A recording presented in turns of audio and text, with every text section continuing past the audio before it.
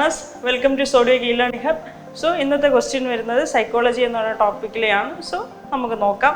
The state of complete disorganization and confusion which leads to loss of identity and direction it is known as.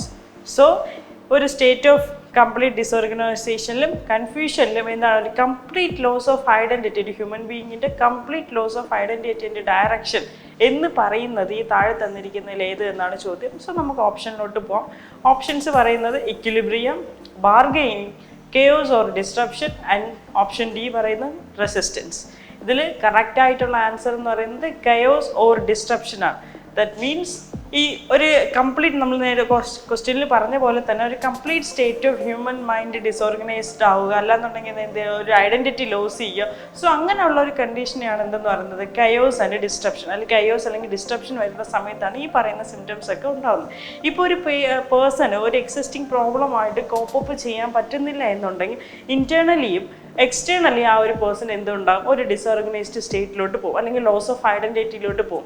So അതിനെയാണ് എന്തെന്ന് പറയുന്നത് chaos and disruption എന്ന് പറയുന്നത്. അല്ല ബാക്കിയുള്ള options നോക്കുകയാണെന്നുണ്ടെങ്കിൽ ഇക്വിലിബ്രിയം എന്ന് പറയുമ്പോഴത്തേക്ക് നമുക്കറിയാം ഒരു state of A balance. Then bargaining ആണെന്നുണ്ടെങ്കിൽ ഒരു പ്രോസസ് ഓഫ് നെഗോഷിയേഷനെയാണ് ഈ ഒരു ബാർഗെയിനിങ് എന്ന് പറയുന്നത്.